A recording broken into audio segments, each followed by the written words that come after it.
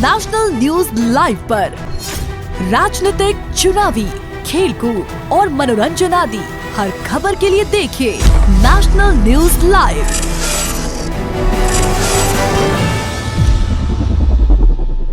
नमस्कार, हम लोग हैं हरियाणा के रोहतक में, जहां की अखिल भारतीय अग्रवाल महासभा और हरियाणा प्रदेश वैश्य महासम्मेलन और समस्त जो है अग्रवाल समाज की तरफ से लाजपत राय जी का जो है जयंती समारोह का आयोजन यहाँ रोहतक में किया गया है। हम लोग मौजूद हैं रोहतक के गोहाना अड्डा पर, जहाँ की बहुत ही प्रोग्राम का जो है ज्ञापन किया गया है। हमारे साथ मनमोहन गोयल जी, इनसे बात करेंगे। मैं लाला लाजपत राय जी की जन्म जयंती पर सभी को बधाई देता हूँ।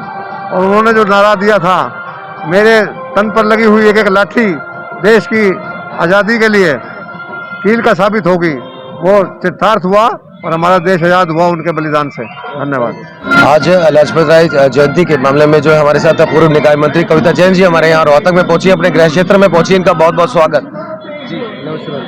आज क्या कहना चाहिए जी? आज शेरे पंजाब अमर शहीद लाला लाजपत राय जी की 157वीं जयंती का उत्सव आज हरियाणा भारतीय जनता पार्टी व्यापार व्यावसायिक प्रकोष्ठ मिलकर पूरे प्रदेश में मना रहा है। और इसी उपलक्ष्य में आज रोहतक की धरती पर आने का सौभाग्य प्राप्त हुआ। और ये बहुत जरूरी है कि आज आज़ादी के अमर शहीदों जिन्होंने अपनी कुर्बानियां देकर आज हमें आज़ाद कराया है, कि भावी पीढ़ी उनके बारे में जाने और समझे। और इसी उद्देश्य में अमृत महोत्सव वर्ष के अंदर चाहे आदरणीय हुक्मचंद जैन जी हो, सुभाष चंद्र बोस जी या लाला लाजपत राय जी, ऐसे बहुत सारे शहीद ऐसे हुए हैं जिन्होंने कुर्बानियां दी और जो आज हमारी पीढ़ी जिनको नहीं जानती। क्योंकि कांग्रेस ने 60 सालों तक राज किया और हमें जो इतिहास पढ़ने को दिया, जो इतिहास हमने पढ़ा, उसके अंदर जो असलियत है वो छुपा दी गई। आप कहते हैं कि महाराणा प्रताप ग्रेट ना होकर अकबर द ग्रेट हो गया, और इस तरह से जो बहुत सारा इतिहास हम लोगों से छिपाया गया।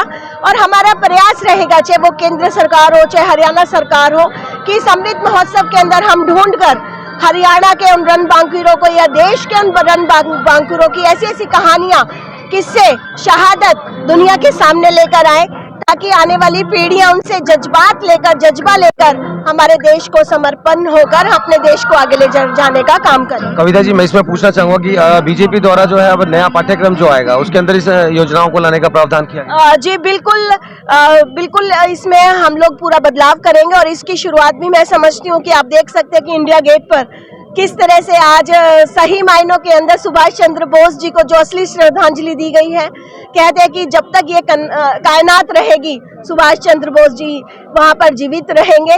तो मैं समझती हूँ कि ये जो बदलाव आज हमारी सरकार जो कर रही है, पाठ्यक्रम के अंदर भी आप देखेंगे कि अब वो इतिहास पढ़ाया जाएगा, वो सही मायनों के अंदर जो हमारे बच्चों को हमारे इतिहास के बारे में पता होना चाहिए। और अभी जैसे कि हमारे सहकारिता मंत्री मनीष ग्रोवर जी भी मौजूद हैं, ये भी अंडमान गए थे और वहाँ से मिट्टी रोहतक में लेके आए थे, तो आप भी आह्वान किया लोगों से? जी देखिए, बिल्कुल, क्योंकि अंडमान निकोबार द्वीप समूह ऐसा है, मैंने सबको बताया कि जब मैं राजनीति क्षेत्र में भी नहीं थी, 10-12 साल पहले भी मैं अपने बच्चों को, छोटे बच्चों को लेकर अंडमान निकोबार की वहाँ काले पानी की सजा कैसे दी जाती थी वहाँ देखने गई। और दुखद बात मैं ये आपको बताना चाहती हूँ कि इतिहास का वो प्लेस, जो हिस्टोरिकल मूवमेंट का जो प्लेस था, जहाँ पर न जाने असंख्य हमारे हर हिंदुस्तान के शहीदों को जहाँ पर सजा दी गई, उसको भी एक साजिश के तहत अस्पताल बनाने का काम शुरू हो गया था।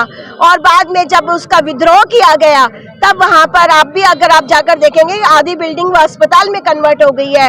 और लोगों से, हमारे देश के लोगों से इतनी बड़ा प्लेस भी छुपाने का काम किया गया। सबसे पहला जो आज़ादी का झंडा 1943 में सुभाष चंद्र बोस जी ने वहाँ पे एक स्वराज टापू पर फहराया था।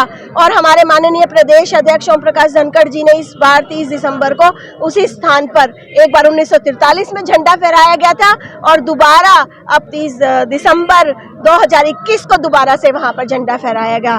तो मैं समझती हूँ कि मैं भी आह्वान करती हूँ हमारे देश के लोगों से कि अंडमान निकोबार की हमने अपने जो शहादत जिन्होंने दी, जिन्होंने अपना सब कुछ कुर्बान दिया गया, हमें उनकी स्थली पर जाकर उन्हें नमन करना चाहिए। आज लाजपत राय जी की जन्म जो समारोह यहाँ मनाया जा रहा है, हम लोग खड़े हैं रोहतक के लाजपत नगर चौक पर जो है, और पूर्व सहकारिता मंत्री मनीष जी ग्रोवर हमारे साथ मौके पर मौजूद है। जी मनीष जी, आज लाला लाजपत राय जी की जयंती के इस कार्यक्रम के अंदर जिस तरह देश की आज़ादी में उनका रोल रहा, आज हम खुली सांस में खड़े हैं, आज हमको याद कर रहे हैं। उनका जो सपना था मेरा भारत महान बने, उन सपने को देश के प्रधानमंत्री जी आज पूरा कर रहे हैं। 370 धारा 35 से खत्म करना, राम मंदिर, 3 तलाक, सीए, भ्रष्टाचार, और आज भारत पूरे संसार में सबसे ऊंचा कद हो रहा है। 130 करोड़ जनता का सिर ऊंचा हो रहा है। आज उन्हीं के चरणों में हम श्रद्धांजलि देते हैं कि लाला लाजपत का सपना पूरा हो चुका है। पुरानी जो कांग्रेस सरकार थी उस समय में जो है स्वतंत्र सेनानियों को उनको बुलाया जा रहा था, जो आज जो मैंने कहा कि अभी हम अंडमान निकोबार गए, वहाँ पर हम देख के आए, जिस तरह का वहाँ का दृश्य हमारे सामने देखा गया।